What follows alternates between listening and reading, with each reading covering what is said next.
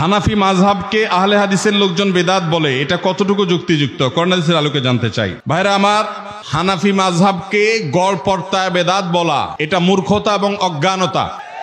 আবার একইভাবে কেউ আহলে হাদিস হলে তাকে ইহুদির দালাল বলা এটাও মূর্খতা এবং অজ্ঞানতা।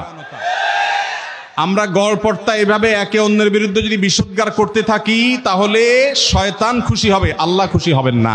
আমরা কোরআন এবং হাদিসের আলোকে জীবন যাপন করব, আমল করব, অন্য ভাইয়ের কোনো ভুল থাকলে সেটাকে সংশোধন করার চেষ্টা করব, কিন্তু কোনো অবস্থাতে ব্লেম গেম এভাবে একে অন্যকে দোষারোপ করার যে কালচার সেটাতে আমরা গামা খাবো না। আল্লাহ আমাদেরকে হেদায়েত দান করুন।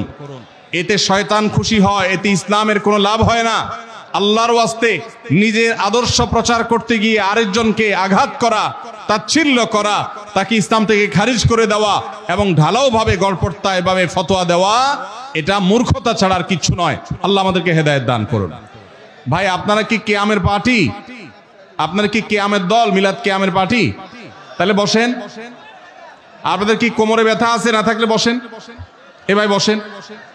সাইডে সবাই সাইডে ভাইদেরকে ধরে বসায় দেন।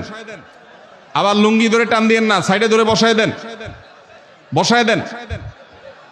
মাশাআল্লাহ মাশাআল্লাহ, ঠিক আছে ঠিক আছে ভাই, এই তো মাশাআল্লাহ বসে গেছে। বসে যান ভাই, দাঁড়ায় থাকলে পিছনে মানুষ দেখতে পায় না, বসে যান। যুবক ভাই বসেন বসেন, মাশাআল্লাহ।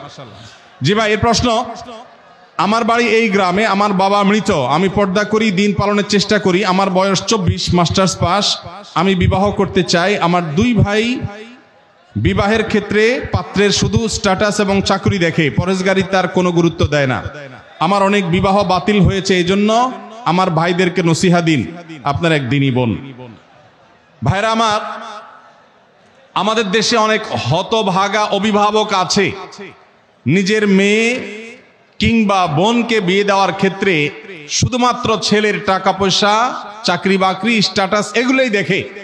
ছেলে ভালো মানুষ কিনা, আল্লাহ ভীরু মুত্তাকি কিনা, পরহেজগার কিনা, নামাজি কিনা, হালাল হারাম মেইনটেইন করে কিনা, সে বিষয়টা দেখে না।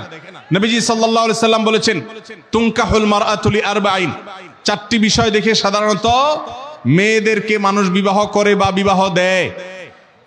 এই 4টি বিষয়ের মধ্যে কেউ টাকা পয়সা দেখে, কেউ রূপ লাবণ্য দেখে, কেউ বংশগরিমা দেখে মানুষ একে অন্যকে বিবাহ করে, বিবাহ দেয়। কিন্তু কেউ কেউ দিনদারিতাকে অগ্রাধিকার দেয়। নবী সাল্লাল্লাহু আলাইহি সাল্লাম বলেছেন, ফাজফার বিজাতিদ দ্বীন, ধার্মিক মানুষের সাথে বিবাহ বন্ধনে আবদ্ধ হয়ে তোমরা জেতার চেষ্টা করো। তুমি যদি বিবাহ করে তোমার বিবাহের প্রকৃত সার্থক বিবাহকে করতে চাও, বিবাহের যদি লক্ষ্যকে তুমি পূরণ করতে চাও, তাহলে সত্যিকার অর্থে সফল হতে হলে তোমাকে অবশ্যই দিনদারিতাকে অগ্রাধিকার দিতে হবে। এই বোনের ভাইরা যদি এই মাহফিলে থেকে থাকেন, আপনাদেরকে আমি বলছি, আল্লাহকে ভয় করেন। মনে রাখবেন, চাকরি বাকরি, স্ট্যাটাস এগুলা কোনোটা সংসারে শান্তি আনে না। শান্তি আনে মানুষের ব্যক্তিত্ব, ভালো মানুষত্ব। ভালো মানুষ হলে উপার্জন একটু কম হলেও, সামাজিক তথাকথিত স্ট্যাটাস একটু নিচে থাকলেও সংসার সুখের হবে।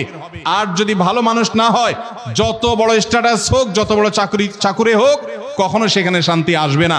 এজন্য আল্লাহকে ভয় করেন এবং দিনদার পাত্র দেখে নিজের বোন মেয়েকে বিয়ে দিবেন। আমাদের মেয়ের বাবারা এখন আর পাত্র দেখে না, তারা টাকার বস্তার সাথে মেয়ে বিয়ে দিতে চায়। মেয়ের বাবারা এখন আর ছেলে দেখে না, তারা দেখে টাকার বস্তা। আর ছেলেরা, ছেলের বাবারাও এখন আর মেয়ে দেখে না, তারা খোঁজে আটার বস্তা, তারা ময়দার বস্তা খোঁজে, তারা ভালো মেয়ে খোঁজে না। যদি ভালো ছেলে পেতে চান, আপনার এলাকায় ফজরের নামাজের সামনের কাতারে তাকবীরে উলায় যেই যুবক নামাজ পড়ে, এই যুবককে ভালো ছেলে ধারণা করতে পারেন। আল্লাহ তাআলা আমাদেরকে দিনদারিতা এবং ধার্মিকতা দেখে বিবাহ দেওয়ার তৌফিক দান করুন। ভাইরা আমার, আমরা যদি পার্থিব জিনিস দেখে বিয়ে শাদী করি এবং দেই, তাহলে সেক্ষেত্রে আমরা কিন্তু ধরা খাবো, লাভবান হব না। এই বোনকে বলতে চাই, আপনি এলাকার আলেম ওলামা, মসজিদের ইমাম সাহেব, তাদের মাধ্যমে আপনার ফ্যামিলির লোকজনকে বোঝাবার চেষ্টা করেন। আমরাও তাদেরকে বলছি, আল্লাহকে ভয় করেন, দিনদারিতাকে অগ্রাধিকার দিবেন, অন্য কোনো কিছুকে নয়। ইনশাআল্লাহ শান্তি হবে। ঘরে ঘরে বিবাহ ভাঙছে, দাম্পত্য কলহ হচ্ছে, কারণ আমাদের কাছে এখন ভালো মানুষের চাইতে পয়সাটা বেশি দরকারি। আমাদের চাইতে এখন ভালো মানুষের চাইতে ভাবসাবটা বেশি দরকারি। কোন চাকরি করে সেটা আমরা বেশি দেখি, সে মানুষটা ভালো কিনা সেটা আমরা দেখি না। আল্লাহ আমাদেরকে হেদায়েত দান করুন।